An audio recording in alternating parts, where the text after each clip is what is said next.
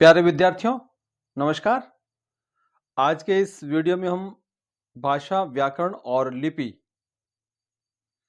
कक्षा 12 के अनिवार्य हिंदी विषय का व्याकरण का ये जो पहला टॉपिक है, इस पर बात करने वाले हैं। और पिछले वीडियो में हमने भाषा पर विस्तार से चर्चा की थी और भाषा के अतिरिक्त बोलियों के बारे में भी विस्तार से जाना था। आज के इस भाग में हम व्याकरण और लिपि के बारे में जानने वाले हैं। परीक्षा को मद्देनजर रखते हुए महत्वपूर्ण बिंदुओं को इस वीडियो में शामिल किया गया है। उम्मीद है ये वीडियो आपको पसंद आएगा और आप इस वीडियो को अंत तक जरूर देखें। आपको निराश नहीं होना पड़ेगा। आइए शुरू करते हैं इस वीडियो को और सबसे पहले जानते हैं व्याकरण के बारे में। जो सबसे पहला प्रश्न बनता है वो यही है कि व्याकरण किसे कहते हैं। इससे जुड़ा हुआ जो सवाल आएगा, या तो फिर एक पंक्ति में या वन लाइनर क्वेश्चन आएगा, और या फिर आपसे पूछा जा सकता है खाली स्थान या रिक्त स्थान। तो व्याकरण किसे कहते हैं, जानते हैं इसे। भाषा को शुद्ध लिखने व बोलने संबंधी जानकारी देने वाले शास्त्र को व्याकरण कहते हैं। यानी कि भाषा को जो शुद्ध लिखने और साथ ही लिखने के साथ साथ बोलने से संबंधित जो जानकारी देने वाला शास्त्र है, उसे व्याकरण कहते हैं। यानी कि व्याकरण सिखाने का जो शास्त्र है वो भाषा को सिखाने का जो शास्त्र है वो है व्याकरण। अब जानते हैं कि व्याकरण के कितने अंग होते हैं। मुख्यतः व्याकरण के 3 अंग होते हैं। कौन कौन से, प्रश्न पूछा जा सकता है। कितने अंग होते हैं? 3। कौन से होते हैं? तो नाम आपके सामने है ही। पहला है वर्ण विचार, दूसरा है शब्द विचार और तीसरा है वाक्य विचार। आगे बढ़ते हैं, हम जानते हैं लिपि के बारे में। व्याकरण से संबंधित यही 2 प्रश्न थे कि व्याकरण किसे कहते हैं और व्याकरण के कितने अंग हैं। अब है हम लिपि के बारे में जानते हैं। लिपि किसे कहते हैं, सबसे पहला प्रश्न यही उठता है। और जैसा कि आप जानते हैं, भाषा को जो लिखते समय जिन चिन्हों का प्रयोग किया जाता है उसे लिपि कहते हैं। परिभाषा जान लेते हैं कि मौखिक भाषा को लिखने के जिन लेखन चिन्हों का मौखिक भाषा को लिखने के लिए जिन लेखन चिन्हों का प्रयोग किया जाता है उसे लिपि कहते हैं।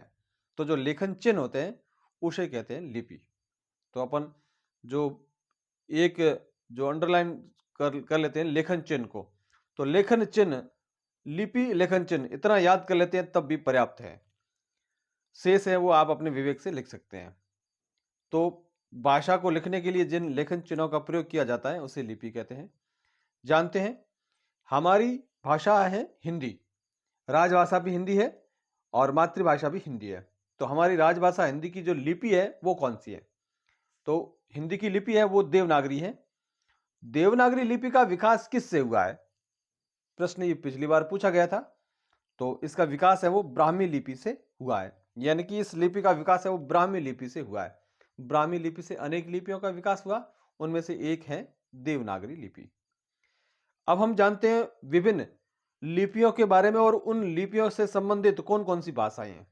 तो पहले हम अपनी लिपि की चर्चा करते हैं। हमारी भाषा हिंदी की जो लिपि है वो देवनागरी लिपि है और यह संविधान के द्वारा भी मान्यता प्राप्त है कि हमारी राजभाषा हिंदी होगी और लिपि है वो देवनागरी होगी। तो देवनागरी लिपि में हिंदी के अतिरिक्त संस्कृत, मराठी, कोंकणी, नेपाली भाषाएं भी लिखी जाती हैं। इसके अतिरिक्त रोमन लिपि होती है। रोमन लिपि में अंग्रेजी भाषा लिखी जाती है। पंजाबी के लिए गुरुमुखी लिपि है और उर्दू भाषा के लिए फारसी लिपि होती है।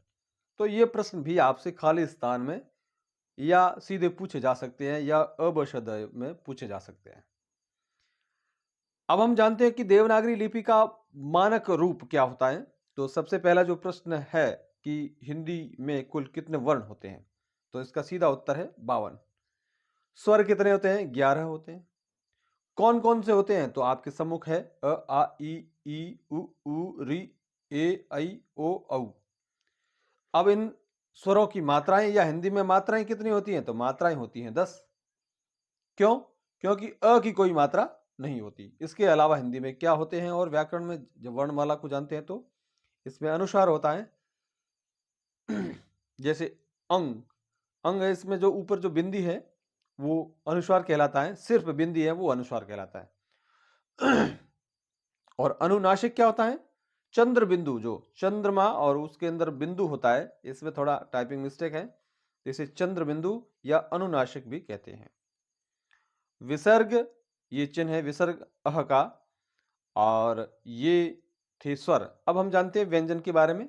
व्यंजन है क से ह तक। इसके अतिरिक्त संयुक्त व्यंजन 4 होते हैं, क्ष, त्र, ज्य और स्र। हल चिन्ह भी होता है, यानी किसी को आधा वर्ण लिखने के लिए उससे आगे जो वर्ण है उससे आगे कोई और वर्ण नहीं है तो उसे हल चिन्ह के द्वारा प्रदर्शित किया जाता है।